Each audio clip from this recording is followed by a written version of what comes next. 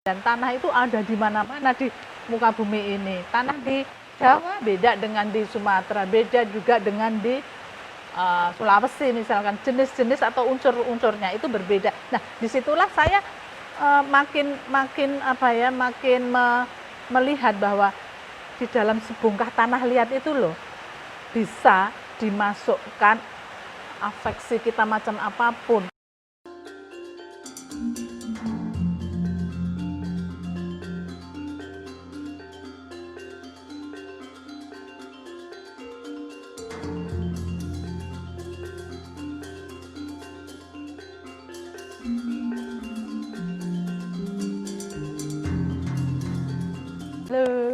Halo Mbak Tata. Halo Bu Nur. Mau tahu sekarang saya sama siapa? Bu cantik ini tentunya.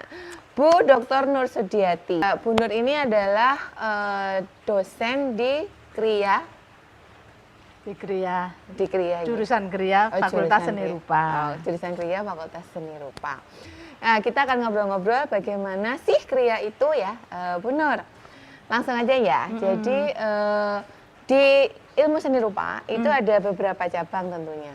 Nah, itu apa aja Bu Nur kalau boleh? Kalau dalam seni rupa kan kalau diisi kita kan memiliki 3 fakultas. Fakultas pertunjukan, fakultas media rekam, dan fakultas seni rupa. Kalau kita langsung ke fakultas seni rupa aja ya, karena fakultas seni rupa itu memiliki jurusan seni murni, jurusan desain, ada desain interior, ada desain komunikasi visual, kemudian jurusan KRIA, jurusan tata kelola seni, dan jurusan desain produk. Jadi tata ada 5. kelola seni itu masuk seni fakultas seni rupa? Iya. Oke, ada 5. Kemudian Bu Nur ada di? Saya ada di jurusan seni KRIA. Seni KRIA. Iya. Nah, seni KRIA sendiri Bu Nur, seni KRIA itu apa dan bagaimana atau mempelajari apa sih Bu Nur? Seni KRIA itu sebenarnya seni KRIA itu strategis ya, bisa di antara seni murni dan desain.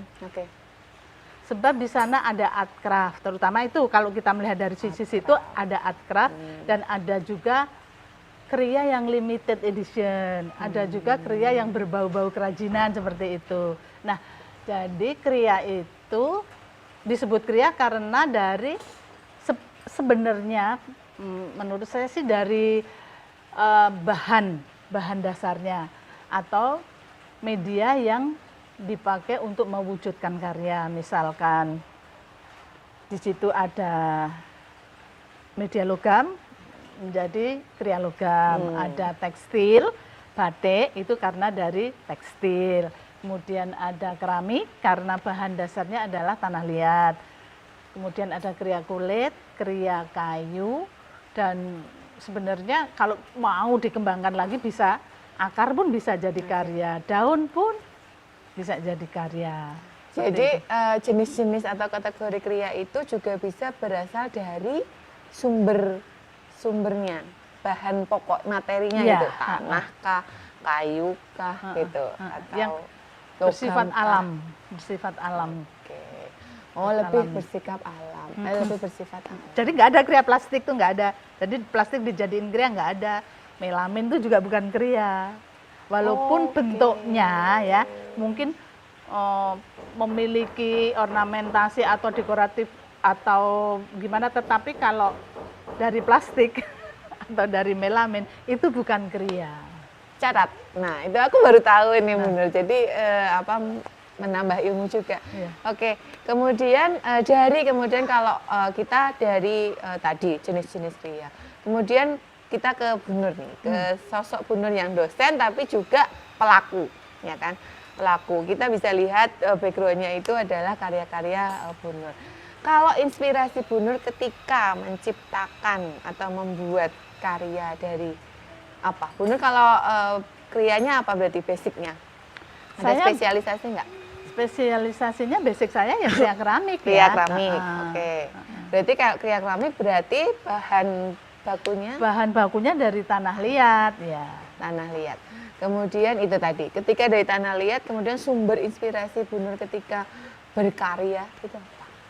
Nah, ketika kita bicara karya ya, kadang-kadang kan, oh karya ini nantinya mau difungsikan, oh karya ini nantinya akan sebagai, kalau itu berfungsi akan sebagai suatu barang atau benda yang memiliki fungsi untuk wadah misalkan. Wadah itu kan wadah air misalkan ya, ada mangkok, ada mok, ada piring, itu kalau yang peralatan ya. Kemudian ada lagi untuk hias, ada pot, ada tempat something, tempat sesuatu ya. Nah, kemudian kalau karya-karya yang dulu, keramik-keramik yang berfungsi itu kebanyakan bertema daun.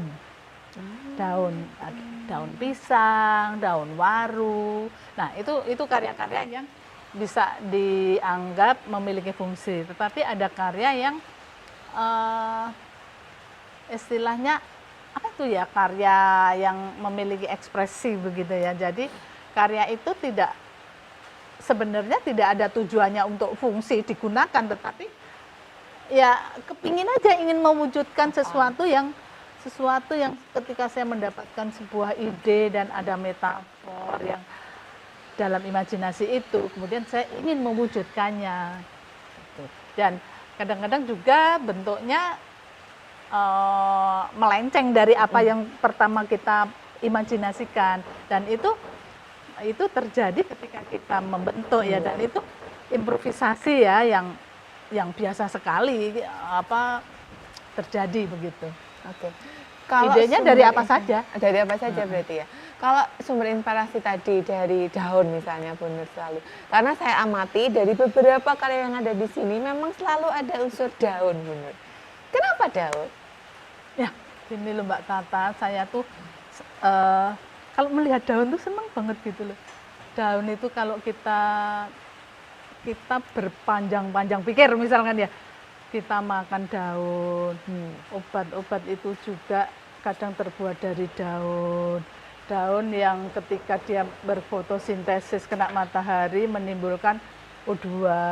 Daun di dalam yang dimiliki oleh pohon-pohon yang besar itu melindungi, menyejukkan, menyamankan, dan sehingga kita lebih bisa berpikir daun itu tidak saja hanya sebagai sehelai daun, tetapi dari beside, di samping itu, di belakang itu banyak sekali pemikiran-pemikiran yang bisa terkait oleh daun tersebut.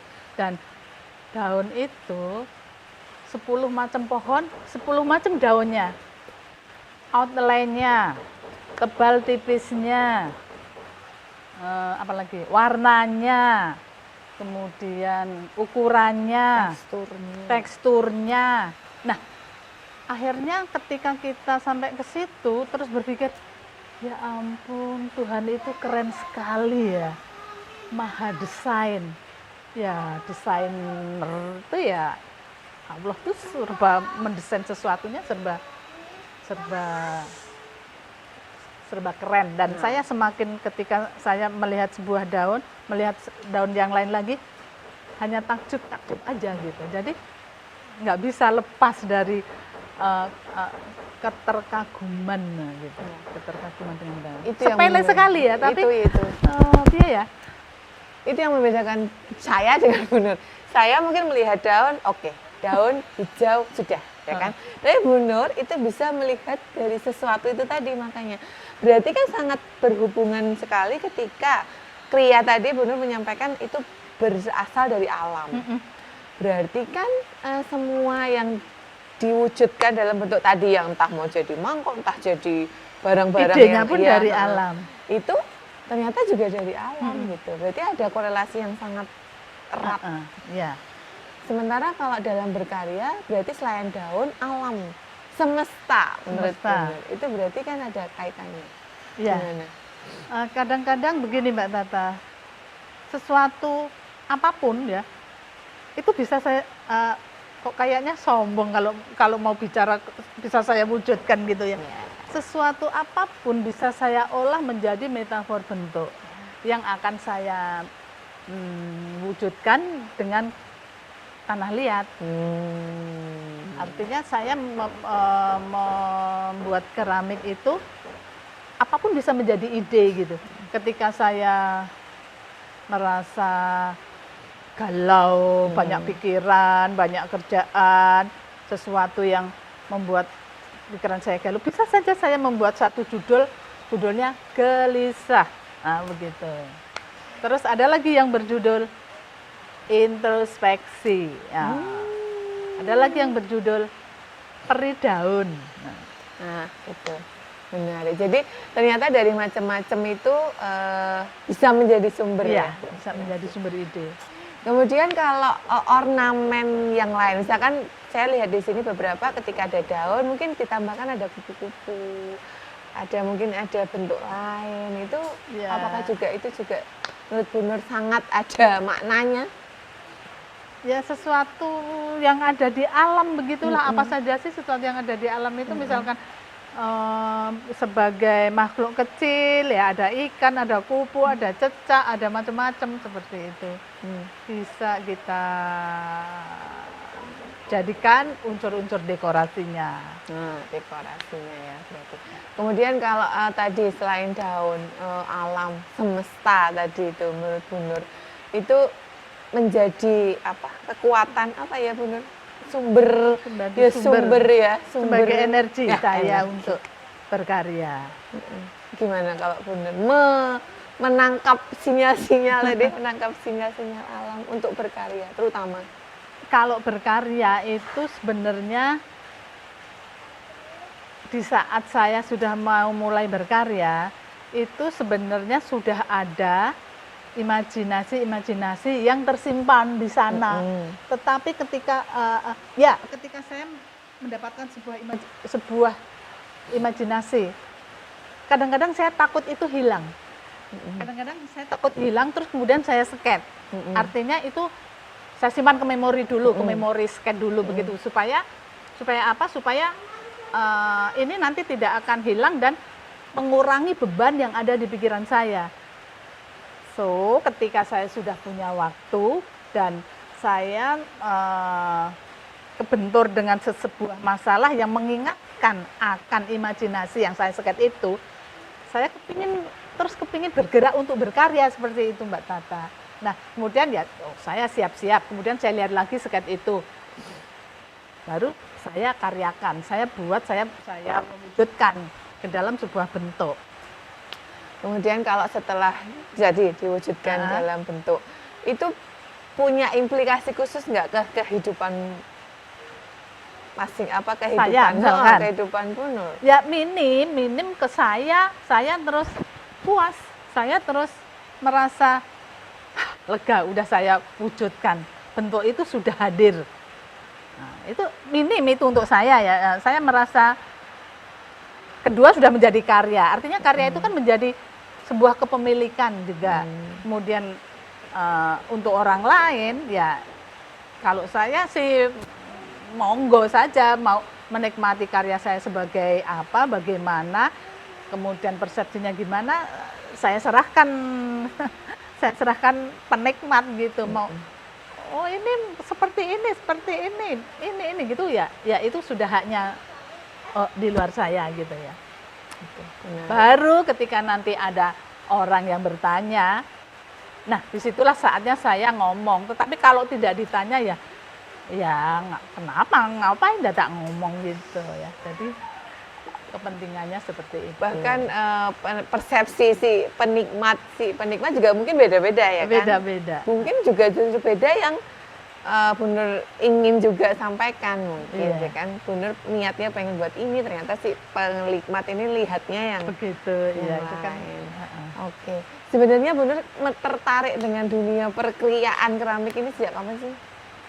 Sejak kapan? Kalau ditanya sejak kapan, sejak saya sekolah di SMSR dulu ya. Emang sekolahnya itu tahun berapa ya? 78 kayaknya. 78 masuk SMSR, kemudian ambil S1 diisi, saya ambil kriya. Saya ambil kriya itu kriya kayu karena waktu itu keramik masih sebagai minor. Sebenarnya ketika membuat proposal untuk TA, saya mengajukan saya mau bikin keramik seperti itu. Nah, itu artinya saya nekat. Belum ada jurusan, belum ada MU keramik, tetapi saya mau bikin keramik gitu ya. Terus saya diketawain sama dosen-dosen, kan sini nggak ada jurusan MU keramik. Oke deh, kalau begitu akan saya simpan dan nanti aku akan membalas dendam. Kemudian akhirnya saya membuat TA kayu sesuai dengan MU saya. Kemudian setelah saya TA, saya lulus S1, baru saya memulai sesuatu yang saya pendam itu tadi, baru saya belajar keramik di Bali.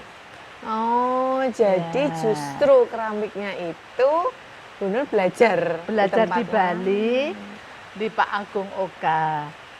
Selama 2 tahun. Tetapi di Bali itu kan banyak sekali ya macam-macam ranah seni itu ya. Keramik tidak hanya di Pak Agung, tapi di Dalong, di Suwung, di Munggu, di Pejaten. Ya saya keliling aja di situ, mumpung saya berada di sana. Sekali nyebrang, udah terlanjur nyebrang, saya harus nyemplung sih sana. Terlanjur nyebrang di Bali gitu ya. Jadi, oh ternyata jadi pernah belajar juga sampai Bali ya Bu? Iya. Kemudian saya pulang terus bikin studio. Sama kebetulan suami saya juga mendukung dan senang keramik juga. Jadilah malah jadi bisnis di bidang keramik juga. Keramiknya bisa menghidupi saya, menyekolahkan anak-anak saya, dan lain-lain. Oh, jadi dulu waktu pertama kali benar kuliah itu malah keramik itu belum jadi jurusan belum jadi sendiri, MU minat utama, tetapi ada pembelajaran minor. Ada pelajaran minor yang hanya 3 SKS. Tetapi saya memang sudah minat di situ dengan tanah liat itu saya sudah minat. Walaupun saya minat utamanya kayu, tetapi dapat minor keramik. Tapi justru nikmat di menggarap keramik gitu. Terus mungkin ini penutup ya benar.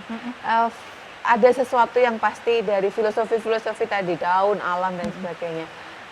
Apa yang mungkin bisa Bu Nur sampaikan bahwa ada makna-makna filosofi khusus di dalam wujud sebuah kriya keramik khususnya. Keramik khususnya. Ya. Begini Mbak Nata, ketika kita mengolah tanah, ya, ketika saya bermain atau berkarya keramik, karena di situ kan kita bermain tanah yang dibentuk plastisnya dengan air, kemudian ada udara ikut berkontribusi di situ untuk mengeringkan. Kemudian ada api untuk membakarnya. Jadi sebenarnya kita itu bermain unsur-unsur alam ya, ada tanah, air, angin, api. Nah kita memanage itu. Kemudian juga dari kalau filosofi tanah itu, wah sebenarnya itu dalam sekali ya. Tanah itu asalnya dari mana? Nggak bisa dibuat, kita tinggal make ya, dan tanah itu ada di mana-mana di muka bumi ini. Tanah di Jawa beda dengan di Sumatera, beda juga dengan di Sulawesi misalkan, jenis-jenis atau unsur-unsurnya itu berbeda. Nah disitulah saya makin